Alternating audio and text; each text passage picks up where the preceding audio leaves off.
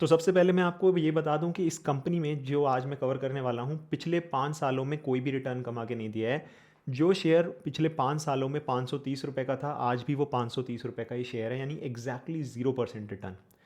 अब ये मैं इसलिए बता रहा हूँ कि भाई आप में से जो लोग ट्रेडर्स हैं, जो कि स्टॉक के प्राइस के हिसाब से इन्वेस्ट करते हैं, तो उन लोगों के लिए ये वीडियो बिल्कुल भी नहीं है।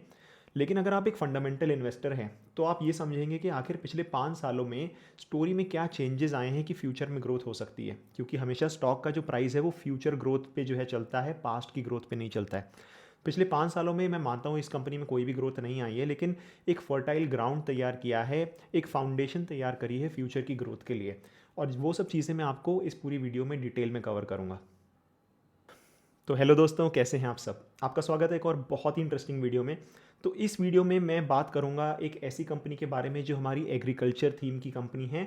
और जैसा मैंने बताया, पिछले 5 सालों में ज़्यादा कुछ भी नहीं किया है, लेकिन मुझे लगता है कि आने वाले 3 से 4 सालों में ये आराम से जो है अच्छा रिस्क रिवॉर्ड है। मुझे लगता है कि कम से कम डबल जो है ये कंपनी हो सकती है फ्रॉम द करंट लेवल्स। ये जो कंपनी है ये सीड इंडस्ट्री को बिलोंग करती है, यानी कि जितने भी फार्मर्स हैं उनके लिए जो सीड्स हैं वो बनाने का काम करती है। तो इससे पहले मैं आगे बढ़ूँ, मैं बताता हूँ कि इनका मेनली रेवेन्यू शेयर कहाँ से आता है, यानी कहाँ से ये लोग पैसे कमाते हैं। तो मेनली दो तरीके के बिजनेस हैं इनके, एक सीड बिजनेस और एक माइक्रो न्यूट्रिएंट बिजनेस। सीड जो है वो 97% सेल को कंट्रीब्यूट करता है और माइक्रो न्यूट्रिएंट सिर्फ 3%। तो मेजरली एक सीड कंपनी है, तो इसीलिए मैं इस वीडियो में मेनली सीड इंडस्ट्री को कवर करूँगा। मैं आपको समझाऊँगा कि कोई भी किसान जो है वो सीड किस तरीके से खरीदता है, वो कौन से फैक्टर्स होते हैं जो वो कंसिडर करता है, इस पर्टिकुलर कंपनी की क्या मोट है, क्या कॉम्पिटिटिव एडवांटेज है ओवर देयर कॉम्पिटिटर्स, क्यों इस कंपनी को जो है मैं एक हाई क्वालिटी कंपनी मानता हूँ बजाय other companies in the industry. तो ये सब चीज़ें डिस्कस करेंगे, साथ साथ कंपटीशन, रिस्क और फ्यूचर के ग्रोथ के प्रॉस्पेक्ट्स क्या हैं और वैल्यूएशन, ये सब भी डिस्कस करेंगे। तो अगर आप डिटेल में इसकी थीसिस को समझना चाहते हैं तो वीडियो को एंड तक ज़रूर देखिएगा। तो चलिए शुरू करते हैं। तो जैसा मैंने बताया कि कंपनी सीड को बिलोंग करती है, सीड इंडस्ट्री को बिलोंग करती है, तो सबसे पहले बता देता हूँ इस कंपनी का नाम क्या है। ये जो कंपनी है इसका नाम है कावेरी सीड्स। ये इंडिया की one of the largest seed manufacturing company है। अगर इनकी मेन क्रॉप्स को देखें तो ये कॉटन में सेकंड इन इंडिया हैं, राइस में थर्ड लार्जेस्ट प्रोड्यूसर हैं, मेज़ में थर्ड, बाजरा में फोर्थ, राइस में सेकंड और सनफ्लावर में फर्स्ट। तो ये जो है इनकी मेन मेन क्रॉप्स हैं जो ये लोग, जिसकी सीड ये लोग जो है सेल करते हैं फार्मर्स को। अब इससे पहले मैं इस कंपनी के बारे में और डिटेल में बताऊं, मैं आपको थोड़ा सा इस इंडस्ट्री के बारे में समझाना चाहता हूं ताकि आपके लिए एक बेस तैयार हो जाए, ताकि आप इस पर्टिकुलर कंपनी को और डिटेल में समझ पाएँ। तो सबसे पहले ये जो सीड इंडस्ट्री होती है, ये जो पूरी की पूरी फार्मर है उसके लिए सिर्फ 5% से भी कम कॉस्ट जो है पूरी फार्मिंग की जो है कॉन्स्टिट्यूट करती है। जो मेजर कॉस्ट होती है किसी भी फार्मर की एक साल में, वो होती है लेबर और फर्टिलाइज़र्स, और उसके अलावा जो मशीनरी वगैरह है वो। तो सीड जो है सबसे ज़्यादा one of the smallest constituent होता है पूरी की पूरी वैल्यू चेन का। लेकिन अगर हम इसको, इसकी इम्पॉर्टेंस समझें तो इस बहुत ही ज़्यादा इंपॉर्टेंट कंपोनेंट होता है, क्योंकि अगर आप कोई ख़राब क्वालिटी की सीड जो है यूज़ करेंगे तो आपकी प्रोडक्शन बहुत ही कम होगी और इस वजह से आपका जो पूरा का पूरा उत्पादन है वो बहुत कम हो सकता है, राइट। तो इसलिए जो है कोई भी फार्मर, अगर आप कमर्शियली फार्मिंग कर रहे हैं तो आप हमेशा से ये ज़रूर देखेंगे कि जो आप सीड यूज़ कर रहे हैं वो बेस्ट क्वालिटी की सीड यूज़ करें। तो ये बिल्कुल उसी तरीके का एग्जांपल है जैसे काफ़ी कंपनीज़ में होता है ना कि बहुत छोटा पार्ट होता है, लेकिन इस तरीके की कंपनीज़ के पास बार्गेनिंग पावर अच्छी होती है। क्योंकि जो है अगर आपकी जो सीड है वो आपके कॉम्पिटिटर से जो है 15-20-30% बेटर प्रोक्योरमेंट यानी कि बेटर प्रोडक्शन करवा सकती है, और उसमें मे बी जो है पेस्ट कम लगे, मे बी उसमें फर्टिलाइज़र का यूज़ कम हो, इस तरीके के एडवांटेजेस अगर आपकी सीड में हों तो आप जो है उसके लिए बहुत ज़्यादा हाई मार्जिन चार्ज कर सकते हैं। और फार्मर, क्योंकि ओवरऑल कॉस्ट का बहुत छोटा हिस्सा है, तो फार्मर भी खुशी खुशी वो पैसे देने को तैयार हो जाएगा। अब इंडस्ट्री को तो हमने थोड़ा सा समझ लिया, अब मैं आपको इस पर्टिकुलर कंपनी का जो बिजनेस है उसकी क्वालिटी समझाना चाहता हूँ कि किस तरीके से मुझे लगता है कि ये एक one of the best quality business है, और ये एक्चुअली इसके नंबर्स में भी दिखता है। तो मैं शुरुआत करूँगा कंपनी की आर के प्रोफाइल से, यानी कि पिछले 10 सालों में इस कंपनी के आर के नंबर्स किस तरीके से जो है हमें दिखे हैं। तो 2010 में देखिए 19%, 11 में 22%, 29%, फिर 13 में 44%, 48%, और अभी रिसेंटली थोड़ा कम हो गया है लगभग 20% के आसपास, और इस साल यानी कि 21 में वापस 26%।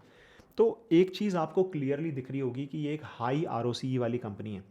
यानी कि आरओसीई को मैं समझता हूँ हाई क्वालिटी कंपनी है, क्योंकि जैसा मैंने बताया इनके पास मार्जिन मतलब जो है ये अच्छे मार्जिन्स जो है कर सकते हैं, और साथ साथ दो तीन इनकी और क्वालिटीज़ हैं जो कि इनके कॉम्पिटिटर से इन्हें डिफरेंशिएट करती हैं। सबसे पहली चीज़ ये है एक ब्रांड पावर। इस इंडस्ट्री में अगर आपने फार्मर के जो है उस सर्कल में एक ब्रांड पावर बना ली तो बेसिकली आपका रिपीट बिजनेस हो जाता है। हर साल जब भी वो किसी भी पर्टिकुलर सीड की बुआई करेगा तो वो हमेशा जो है क्वालिटी सीड को प्रेफर करेगा, ब्रांडेड को प्रेफर करेगा। तो जिसका बेटर ब्रांड होगा उसको ज़्यादा प्रेफर करेगा। दूसरी चीज़ ये कि ये एक रिपीट बिजनेस है, एक वन टाइम बिजनेस नहीं है। यानी कि हर साल जब भी वो नई जो है फसल लगेगी हमेशा जो है उसे एक नई सीड की ज़रूरत होगी। एक्चुअली में हमेशा अब वो डिपेंड करता है आप किस तरीके की सीड यूज़ कर रहे हैं, हाइब्रिड या नॉन हाइब्रिड, वो मैं आपको आगे डिटेल में कवर करूँगा। लेकिन अगर आप हाइब्रिड सीड्स यूज़ कर रहे हैं तो आपको हर साल किसी ना किसी ब्रांडेड कंपनी से या किसी पर्टिकुलर कंपनी से आपको सीड्स प्रोक्योर करनी पड़ेंगी अपने फार्म में लगाने के लिए। उसके अलावा ये जो बिज़नेस है एक हाई R&D ड्रिवन बिज़नेस है, यानी कि कोई भी ऐरा गैरा आके जो है इस बिज़नेस में इतनी आसानी से एंटर नहीं कर सकता, क्योंकि एक नई सीड को बनाने के लिए 5 से 6 साल का समय लग जाता है।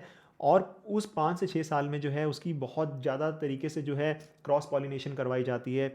जैसे मान लीजिए एक पर्टिकुलर टाइप की सीड है जो कि किसी पर्टिकुलर पेस्ट को अच्छे से फाइट कर पा रही है, दूसरे टाइप की फीड एक कोई और सीड है जो कि लेट्स से कि जो है वाटर का कॉन्स्टिट्यूएंट जो है उसमें कम है या फिर मे भी दिखने में जो है ज़्यादा अच्छी है, तो उनका क्रॉस पॉलिनेशन करवा के वो सीड बनाएंगे। लेकिन हो सकता है वो पहली बारी में सही सीड ना बने, तो ये एक्सपेरिमेंट करने में जो है 5 से 6 साल लग जाते हैं। उसके बाद गवर्नमेंट उसकी टेस्टिंग करती है। ऐसे ही कोई भी आप सीड को डायरेक्टली मार्केट में लॉन्च नहीं कर सकते, वो भी एक लंबा प्रोसेस है। तो ओवरऑल काफ़ी लंबा प्रोसेस है।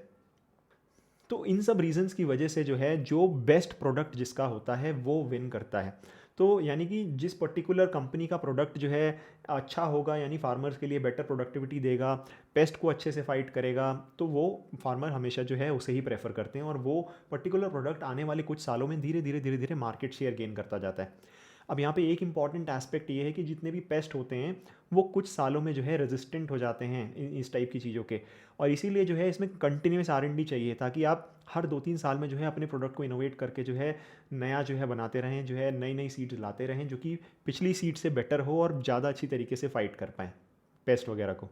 तो चलिए, अब मैंने आपको ये तो समझा दिया कि ये बिज़नेस किस तरीके का बिज़नेस है। अब मैं आपको ये बता देता हूँ कि ये जो मैं बता रहा था हाइब्रिड और नॉन हाइब्रिड, इसमें क्या फ़र्क होता है और ये बेसिकली हाइब्रिड सीड्स में है या नॉन हाइब्रिड सीड्स में है। तो हाइब्रिड और नॉन हाइब्रिड सीड्स में जो सबसे मेन डिफरेंस होता है वो ये होता है कि हाइब्रिड सीड में हम आर्टिफिशियली क्रॉस पॉलिनेट कराते हैं अलग अलग वैरायटीज़ को, और हम उसमें डिज़ायर्ड जो भी उसकी जो हम पर्टिकुलर जो उसकी क्वालिटीज़ हैं वो लाने की कोशिश करते हैं नई ब्रीड में। वहीं जो आपकी नेचुरल तरीके से जो ब्रीडिंग होती है उसमें जो है उसे कहते हैं नॉन हाइब्रिड। अब इंपॉर्टेंट चीज़ ये है कि जो नॉन हाइब्रिड जो सीड्स होती हैं वो फार्मर्स को बाज़ार से नहीं खरीदनी पड़ती। जो भी पिछले साल की फसल होती है वही की वही फसल में से जो बीज निकलते हैं उसको प्रोसेस करके फार्मर नेक्स्ट ईयर सो करते हैं। वहीं हाइब्रिड सीड्स में क्या होता है कि अगर आप उसी सीड को दोबारा से जो है सो करेंगे तो वो डिज़ायर्ड क्वालिटी नहीं मिलती है, क्योंकि वो अलग अलग ब्रीड की हैं। तो मे बी किसी एक ब्रीड की फंक्शनैलिटी मतलब या दूसरी ब्रीड की मिल जाए, लेकिन जो एग्जैक्ट क्वालिटी थी उस पर्टिकुलर हाइब्रिड सीड की वो आपको नहीं मिलेगी अगर आप उसी बीज को जो है दोबारा से बुआएंगे। और अगर कॉस्ट की बात करें तो ऑब्वियस सी बात है कि भाई जो नॉन हाइब्रिड सीड्स हैं वो चीप पड़ेंगी, क्योंकि उसमें जो है कोई भी खर्चा नहीं है। जो पिछली साल की जो फसल थी उसी को एज इट इज़ आप उसकी सीड्स को यूज़ कर पा रहे हैं। तो चलिए, अब इनके बिज़नेस को थोड़ा और डिटेल में बताता हूँ ताकि आप ये समझ सकें कि फ्यूचर की जो ग्रोथ मैं बोल रहा हूँ एक्चुअली में आ कहाँ से रही है। तो यहाँ पे जो है पिछले साल का और इस साल का जो है मैं वो कंपेयर कर रहा हूँ रेवेन्यू का स्प्लिट। यानी कि FY20 में जो रेवेन्यू था उसमें 52% कॉटन कॉन्ट्रीब्यूशन था, जो कि इस साल 43% रह गया है। अगर आप राइस का देखिए, हाइब्रिड राइस 14% से बढ़ के 22% हो गया है। सिमिलरली अगर आप जो है बाकी सिलेक्शन राइस का देखेंगे तो 9% से बढ़ के 12% का हो गया है। वेजिटेबल्स का देखिए 2% से बढ़ के 3% का हो गया है। तो इन शॉर्ट जो पिक्चर मेरे को इससे ये समझ में आ रही है और जो लेटेस्ट कॉन कॉल में भी मेरे को समझ में आई वो ये कि कॉटन का जो शेयर है वो कम हो रहा है और नॉन कॉटन का जो शेयर है वो बढ़ रहा है। अब ये अच्छी बात है या बुरी बात है? ये बहुत अच्छी बात है। ये इसलिए अच्छी बात है क्योंकि कॉटन इंडिया में एक बहुत ही ज़्यादा सेंसिटिव टॉपिक है। कॉटन जो है बेसिकली सिर्फ एक ऐसी सीड है जो कि GMO वैरायटी यूज़ होती है इंडिया में। 90% से ज़्यादा खेती जो है वो GMO वैरायटी की होती है। तो आप कहेंगे कि ये GMO वैरायटी क्या है? तो जीएमओ जो वैरायटी है उसका मतलब ये है कि जैसे हाइब्रिड में मैंने बोला था कि दो स्पीशीज़ की क्रॉस पॉलिनेशन कराते हैं, राइट। जीएमओ जो है बेसिकली जो मोनसेंटो वगैरह जो बाहर के प्लेयर्स हैं उन्होंने ये टेक्नोलॉजी बनाई थी इन 2002-2003। और इसमें जो है उन्होंने बेसिकली एक्सटर्नल क्रीचर्स को जो है प्लांट के उसमें जो है इंट्रोड्यूस करके, जैसे एक कॉटन में जो है उन्होंने बैक्टीरिया डाल के जो है एक नई सीड बनाई थी, जिससे कि जो है वो पेस्ट को बहुत अच्छे से फाइट कर पाए। अब अच्छी बात ये थी कि ये जो सीड्स थी वो काफ़ी अच्छी तरीके से जो है पेस्ट को जो है क्योंकि लड़ पा रही थी, तो इंडिया की जो प्रोडक्टिविटी थी या वर्ल्ड वाइड जो प्रोडक्टिविटी थी वो बहुत ज़्यादा अच्छे से इंक्रीज़ कर गई। अब क्योंकि जो है इनकी प्रोडक्टिविटी बहुत अच्छे से इंक्रीज़ कर रही थी, तो फार्मर्स से ये बहुत ज़्यादा एक्सेसिव जो है चार्ज करने लगे। ये लोग जो है इन्होंने 40 से ज़्यादा कंपनीज़ को इंडिया में बोला कि आप हमारे लिए सीड्स डिस्ट्रीब्यूट करें, टेक्नोलॉजी हम दे रहे हैं और आप जो है हमें रॉयल्टी दीजिए। ये मैं मॉन्सेंटो की बात कर रहा हूँ जो कि यूएस की कंपनी है। तो क्योंकि वो रॉयल्टी ले रहे थे, वो इतनी ज़्यादा रॉयल्टी चार्ज कर रहे थे, 2,000 रुपये का पैकेट बिक रहा था, उसमें से 1200-1300 रुपये जो है वो रॉयल्टी चार्ज कर रहे थे।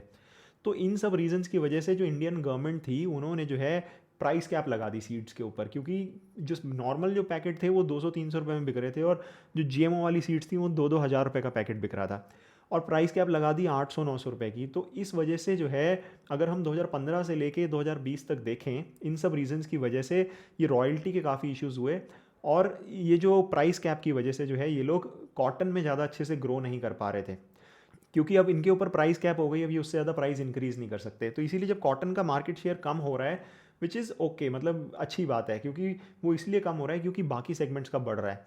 तो अगर आप मैनेजमेंट की गाइडेंस देखें तो जो राइस है वो बोल रहे हैं कि अगले साल 25 से 30% ग्रो करेगा। सिमिलरली जो वेजिटेबल्स सेगमेंट है उसमें जो है मेनली ये टमाटोज़ हुए, भिंडी हुई, इन सब की सीड्स जो है बनाते हैं, और साथ साथ जो है पेपर्स हुई, हॉट पेपर्स, तो वो बोल रहे हैं कि वो भी जो है 20-25% से ग्रो करेगा, हालांकि उसका बेस थोड़ा छोटा है। सिमिलरली बाकी जो क्रॉप्स हैं वो बहुत अच्छे से ग्रो कर रही हैं। तो अगर आप हिस्टोरिकली देखिए तो 2015 से लेके 2020 तक इनकी सेल काफ़ी हद तक स्टेगनेंट थी, और उसका रीज़न मैं आपको ऑलरेडी बता चुका हूँ, क्योंकि प्राइस कैप इंट्रोड्यूस हो गया था और इन सब वजह से जो है ये कॉटन की जो प्राइस है वो बढ़ा नहीं पा रहे थे, और कॉटन उस समय जो है इनका 70% के आसपास सेगमेंट कंट्रीब्यूट करता था। पर जैसे जैसे वो कॉटन का सेगमेंट अब कम हो गया है, तो अब जो है वापस से फ्यूचर में ग्रोथ आ सकती है, क्योंकि बाकी क्रॉप्स जब ग्रो करेंगी तो उनका कंट्रीब्यूशन काफ़ी हैवी होगा, जो कि अभी तक उनका जो कंट्रीब्यूशन था, जो कि ग्रोथ आ रही थी राइस में या फिर वेजिटेबल्स में, वो सेगमेंट एक्चुअली कंट्रीब्यूट नहीं कर पा रहा था। तो अब बात करता हूँ एक बहुत ही एक्साइटिंग अपॉर्चुनिटी की। मोतीलाल ओसवाल जो कि इस इंडस्ट्री में एक जाना माना नाम है, आपके लिए लेकर आया है गोल्डन अपॉर्चुनिटी, जिसमें ये अपने सब्सक्राइबर को अपने ऑनलाइन पोर्टल के थ्रू प्रोवाइड करेंगे ढेर सारा एजुकेशनल कंटेंट और साथ साथ एक्सपर्ट एडवाइजरी सर्विसेज भी। इस चैनल के सब्सक्राइबर्स के लिए आप फ्री में अकाउंट ओपन कर सकते हैं, जिसमें आपको कोई भी चार्जेस नहीं देने हैं, और साथ साथ कोई भी एनुअल मेंटेनेंस चार्जेस भी नहीं देने हैं। सिर्फ आपको जो है अपना पैन, आधार और बैंक अकाउंट डिटेल्स प्रोवाइड करने होंगे और बहुत आसानी से आपका अकाउंट खुल जाएगा।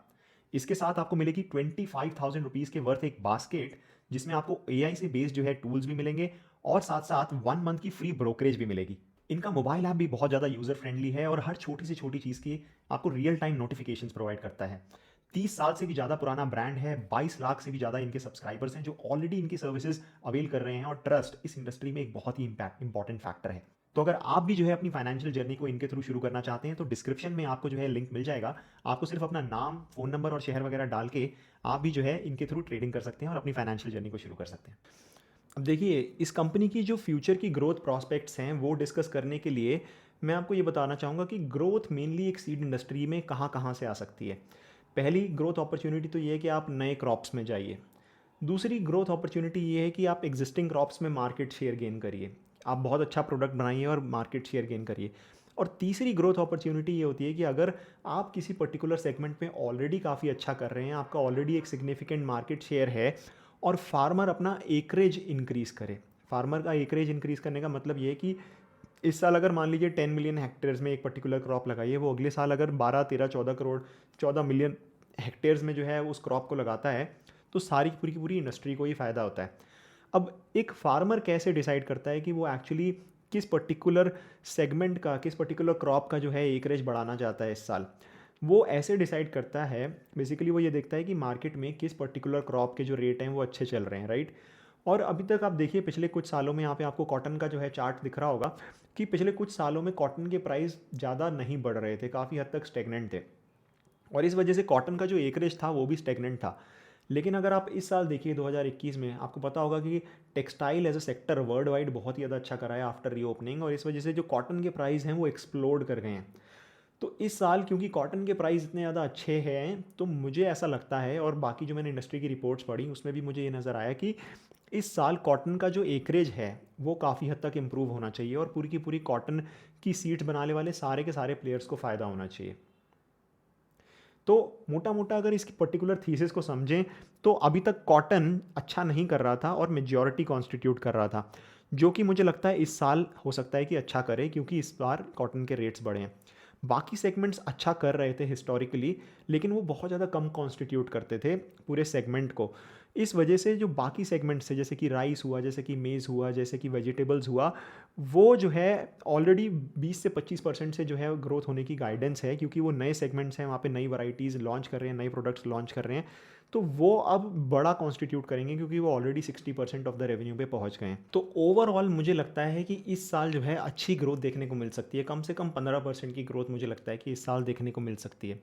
तो देखिए, कंपनी की जो क्वालिटी है वो तो हमने ऑलरेडी एस्टैब्लिश कर ली कि भाई हाँ, एक कंपनी अच्छी क्वालिटी का बिजनेस है, कंपनी के पास एक कॉम्पिटिटिव एडवांटेज है ओवर इट्स कॉम्पिटिटर। साथ साथ जो है हमने ये भी देख लिया कि कंपनी की आरओसी प्रोफाइल्स काफ़ी अच्छी हैं। अब कुछ और चीज़ें बताता हूँ, जैसे कि कंपनी जो है कंटिन्यूस जो है बाईबैक करती है हर साल। इस साल देखिए 2021 में जो है 2 बार बाईबैक कर चुकी है, 2020 में भी बाईबैक करा, काफ़ी सिग्निफिकेंट। और ये जो है कोई छोटा मोटा अमाउंट नहीं है, 100-150 करोड़ के आसपास का जो है बाईबैक करती है हर जो है हर साल लगभग। 2018 में देखिए काफ़ी सिग्निफिकेंट बाईबैक है, 2017 में काफ़ी सिग्निफिकेंट बाईबैक है। इनफैक्ट कंपनी का कहना है कि भाई हमने पिछले 10 सालों में 900 करोड़ से ज़्यादा जो है पैसे एज अ शेयर होल्डर जो है डिविडेंड या फिर जो है बायबैक्स के रूप में कंपनी ने वापस जो है शेयर होल्डर्स में डिस्ट्रीब्यूट करा है। कुछ और अपॉर्चुनिटीज़ डिस्कस कर लेता हूँ। सबसे पहली अपॉर्चुनिटी ये है कि भाई हमारे जो प्रधानमंत्री हैं उनका कहना है कि हम फार्मर्स की इनकम बढ़ाएंगे, और फार्मर की इनकम बढ़ाने के लिए जो है बेटर सीड्स से अच्छा और कोई ऑप्शन नहीं हो सकता। तो इसीलिए जो है ओवरऑल एग्री पूरी की पूरी थीम को जो है बेनिफिट मिलेगा अगर फार्मर की इनकम जो है बढ़ती है। दूसरा एक इंपॉर्टेंट अपॉर्चुनिटी समझ में आती है कि जो पेनिट्रेशन है overall of hybrid seed compare to other countries बहुत ही ज़्यादा कम है। सिर्फ एक कॉटन एक ऐसी चीज़ है जहाँ पे 90% से ज़्यादा जो है जीएमओ या हाइब्रिड सीड जो है पहुँच चुकी हैं। अगर आप बाकी क्रॉप्स को देखें, जैसे कि राइस को देखें, इंडिया में 10 से 15% का ही सिर्फ पेनिट्रेशन है। जापान में देखें तो 90% से ज़्यादा है। चाइना में देखें तो 80% से ज़्यादा है हाइब्रिड सीड्स का कॉन्ट्रीब्यूशन। और इंडिया में भी धीरे धीरे बढ़ना ही है, कम नहीं होना है, क्योंकि अल्टीमेटली जो है इंडिया के फार्मर्स जो हैं काफ़ी कम प्रोडक्टिव हैं, और अगर उन्हें ज़्यादा प्रोडक्टिव बनाना है तो बेटर क्वालिटी की सीड्स तो डेफिनेटली चाहिए ही होंगी। उसके अलावा कुछ और अपॉर्चुनिटीज़, जैसे कि ये लोग नए सेगमेंट्स में एंटर कर रहे हैं, नई क्रॉप्स में एंटर कर रहे हैं, एग्जिस्टिंग क्रॉप्स में नए प्रोडक्ट्स लॉन्च कर रहे हैं, तो इसीलिए राइस वगैरह और बाकी जो प्रोडक्ट्स हैं वो बहुत अच्छे से ग्रो कर रहे हैं। सिमिलरली जो है एक इंपॉर्टेंट चीज़ ये है कि जो बाकी प्रोडक्ट्स हैं, यानी कि वेजिटेबल्स हो या राइस हो, इसमें जो मार्जिन्स हैं वो कॉटन के कंपैरेटिवली काफ़ी हाई हैं, क्योंकि इनमें कोई रॉयल्टी नहीं देनी है। ये जीएमओ नहीं है, इनकी इनबिल्ट टेक्नोलॉजी है, इनबिल्ट इन्होंने हाइब्रिड सीड्स जो है बनाई हैं, जो कि इनकी प्रोप्राइटरी हैं, और इस वजह से ज़्यादा मार्जिन कमांड कर पाते हैं as compare to other crops. तो मुझे लगता है कि ग्रोथ तो आएगी, साथ में मार्जिन एक्सपेंशन भी आएगा, और ये दोनों चीज़ें मिला के एक बहुत ही ज़्यादा किलर कॉम्बिनेशन बनता है। अब यहाँ पे मैं ये बता देता हूँ कि ये जो कंपनी है, मैं बहुत ज़्यादा फास्ट ग्रोइंग कंपनी में नहीं बोल रहा हूँ, मैं नहीं बोल रहा हूँ कि 25-30% से ग्रो करेगी आने वाले काफ़ी सालों में। ये बेसिकली एक रिवर्जन टू मीन वाला कॉन्सेप्ट है कि अगर आप इनके करंट ऑपरेटिंग मार्जिन्स देखें तो काफ़ी ज़्यादा डिप हो गए हैं, लगभग 20-21% के आसपास रह गए हैं, जो कि हिस्टोरिकली 27-28% थे। मेनली जो है कोविड वगैरह की वजह से, जो कि मुझे लगता है कि वापस 27-28% जाएंगे, और आने वाले कुछ सालों में जो है 30% तक भी जा सकते हैं, क्योंकि जैसे मैंने बताया कि जो ये इनके नए प्रोडक्ट्स हैं उनके मार्जिन्स बेटर हैं एज़ कम्पेयर टू कॉटन। और साथ में जो है ग्रोथ, यानी कि 10-15% की ग्रोथ और मार्जिन एक्सपेंशन मिला के जो है मोटा मोटा ये, और साथ में जो बायबैक्स कर रहे हैं, तो ये सब कुछ मिला के मुझे लगता है कि हाँ 20-25% के आसपास जो है रिटर्न आ जाते हैं। अब देखिए, वैल्यूएशन में मैं और ज़्यादा डिटेल में डिस्कस करूँगा कि किस तरीके की वैल्यूएशन मुझे इसमें नज़र आती है। देखिए, अच्छी अच्छी बातें तो बहुत डिस्कस कर ली हैं, अब थोड़े से रिस्क और क्या क्या की कंसर्न्स हैं वो भी डिस्कस कर लेते हैं। मोस्ट इंपॉर्टेंट कंसर्न है मॉनसून्स। अगर मॉनसून यानी कि बारिश अच्छी नहीं आती है तो बुआई भी कम करते हैं फार्मर्स, तो ये जो है बेसिकली मॉनसून डिपेंडेंट सेक्टर है। तो उसके अलावा रेगुलेशंस, जैसे मैंने बताया कि भाई कॉटन के केस में, जीएमओ के केस में अगर बहुत ही ज़्यादा रॉयल्टी और इस टाइप की चीज़ें होती हैं तो गवर्नमेंट प्राइजेस को रेगुलेट कर देती है। तो इसीलिए जो है वो एक बहुत बड़ा कंसर्न है, और हिस्टोरिकली इन्हीं रीजंस की वजह से जो है कंपनी पिछले काफ़ी सालों से जो है डिक्लाइनिंग ट्रेंड में थी, कंपनी की सेल भी कहीं नहीं जा पा रही थी। उसके अलावा एक और बहुत ही ज़्यादा इंपॉर्टेंट की कंसर्न है, वो है इलीगल सीड्स, जो कि क्योंकि कॉटन के ऊपर जो है रॉयल्टी बंद कर दी गई, तो कॉटन के जो सीड्स हैं उसमें नया डेवलपमेंट भी नहीं हो रहा था, और इस वजह से कोई भी नई जो इनोवेशंस हो रही थी, बाकी कंट्रीज़ को देखें, ऑस्ट्रेलिया को देखें, तो जो उनकी प्रोडक्टिविटी है इंडिया से 3-4 गुना हो गई, और इंडिया जो है यहीं की यहीं रह गई in terms of overall productivity. तो इन सब रीजंस की वजह से जो नई टेक्नोलॉजी है वो लोग लाने के लिए इलीगली लेकर आ रहे हैं, जो कि बिल्कुल भी लीगल नहीं है, और ये सब जो है एक्चुअली इन बड़े प्लेयर्स को हर्ट करता है। अगर बात करूँ तो ऑलरेडी 15 to 20% जो पूरा का पूरा कॉटन है वो इलीगल कॉटन ऑलरेडी जो है पेनिट्रेट कर गया है, तो वो जो लीगल तरीके से जो काम कर रहे हैं उनको जो है बेसिकली हर्ट करता है। और लास्ट और मोस्ट इंपॉर्टेंट रिस्क मुझे लगता है, जो मैंने बताया था कि एकरेज, अगर जो है किसी पर्टिकुलर प्रोडक्ट की डिमांड कम है, जो कि जिसे ये लोग केटर कर रहे हैं, तो बेसिकली फार्मर्स हो सकता है कि उसकी जो है कम बुआई करें, तो इनकी सीड्स की ऑब्वियसली डिमांड कम हो जाए, और फिर जो है बेसिकली थोड़ा जो है सिक्लिकल इंडस्ट्री रहती है। अब इसका तोड़ ये है कि आप जितनी ज़्यादा क्रॉप्स में होंगे उतने ज़्यादा बेटर तरीके से आप डाइवर्सिफाई कर पाएंगे अपने आप को। तो मे बी जो है अगर वो लोग कॉटन से निकल के ग्राउंडनट में चले गए, तो आप ग्राउंडनट की सीड्स भी जो है प्रोवाइड कर रहे हैं। इस तरीके से अगर आप जितनी ज़्यादा सीड्स में होंगे उतने बेहतर तरीके से आप इस सिचुएशन को डील कर पाएंगे। तो आई होप आपको इंडस्ट्री और जो कंपनी है उसके बारे में समझ में आया होगा। अब मैं थोड़ा सा वैल्यूएशन को और डिस्कस कर लेता हूँ। अब ये मेरी पर्सनल वैल्यूएशन है, आप इस शीट को अपने हिसाब से एडिट कर सकते हैं, मैं डिस्क्रिप्शन में इसका जो है लिंक डाल दूंगा। और ये कोई भी रिकमेंडेशन नहीं है। यहाँ पे बेसिकली मैंने 3 केस बनाए हैं, एवरेज केस, बेस्ट केस और वर्स्ट केस। एवरेज केस में मेरे को जो है लगभग 17-18% की कैगर रिटर्न नज़र आता है over the next 4 years. Best case में मुझे 20% और वर्स्ट केस में 5%। तो ये एक ऐसी कंपनी है जहाँ वर्स्ट केस में भी मुझे एक बेसिकली अपना जो कैपिटल है उसका एरोजन का चांस बहुत ही कम नज़र आता है, क्योंकि बिज़नेस क्वालिटी बहुत अच्छी है, रीजनेबल वैल्यूएशन पे अभी मिल रही है, तो भले ही रिटर्न कम बने लेकिन पैसा डूबने के चांस मुझे बहुत ही कम नज़र आते हैं इस कंपनी में। अब ये वैल्यूएशन निकालने के लिए मेनली मैंने, अगर मैं एवरेज केस डिस्कस करूँगा, बाकी केस आप देख सकते हैं, मेनली मैंने 10% की ग्रोथ मानी है, मैनेजमेंट 10 से 15% गाइड कर रही है, तो मैंने उसका लोअर एंड ही माना है, और साथ साथ मैंने मार्जिन को लगभग 27% माना है, जो हिस्टोरिकली एक मीन मार्जिन रहा है।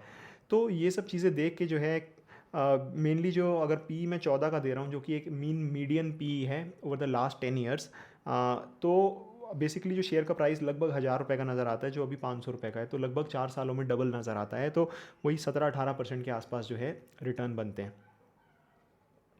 सिमिलरली आप बाकी केसेस भी देख सकते हैं, बेस्ट केस में 20% और एवरेज वर्स्ट केस में जो है 5% का रिटर्न बनता है। तो पर्सनली मैं क्या कर रहा हूँ, तो मैंने इसमें जो है इसको अभी ऑलरेडी अपने सीड पोर्टफोलियो में ऐड किया है, बहुत ही ज़्यादा छोटी क्वांटिटी बाय करी है। इसको मैं ऑब्जर्व करूँगा, इसके नंबर्स को देखूंगा, और ये देखूंगा कि ये जो इलीगल कॉटन का जो रिस्क है वो मुझे काफ़ी बड़ा रिस्क नज़र आता है। अगर वो बेसिकली ओवरऑल जो है बाकी चीज़ें अच्छी चल रही होंगी और ग्रोथ आना शुरू हो जाएगी, तो मैं इस पोजीशन को बड़ा कर लूँगा over a period of time.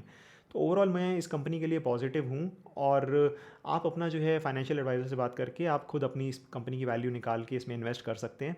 ये इसको आप एक स्टार्टिंग पॉइंट समझिए अपनी थीसिस को थोड़ा सा और क्लियर करने के लिए, ताकि आपको इंडस्ट्री समझ में आ जाए और फिर आप और ज़्यादा पढ़ के जो है अपना डिसीजन ले सकते हैं। तो आई होप आपको ये वीडियो अच्छा लगा हो। इसी तरीके की वीडियोस देखना चाहते हो तो आप इसको सब्सक्राइब जरूर कर लीजिएगा, और अगर आपने इस वीडियो को लाइक नहीं करा है तो ज़रूर लाइक कर दीजिएगा, ताकि ज़्यादा से ज़्यादा लोगों तक ये वीडियो जो है पहुंच सके। और ट्विटर पे अगर मुझे फॉलो करना चाहते हैं तो उसका ट्विटर का लिंक भी आपको डिस्क्रिप्शन में मिल जाएगा। ट्विटर पर भी मैं काफ़ी एक्टिव हूँ, नई नई कंपनीज़ के बारे में वहाँ पर भी डिस्कस करता रहता हूँ। तो चलिए मिलते हैं अगली वीडियो में, बाय बाय।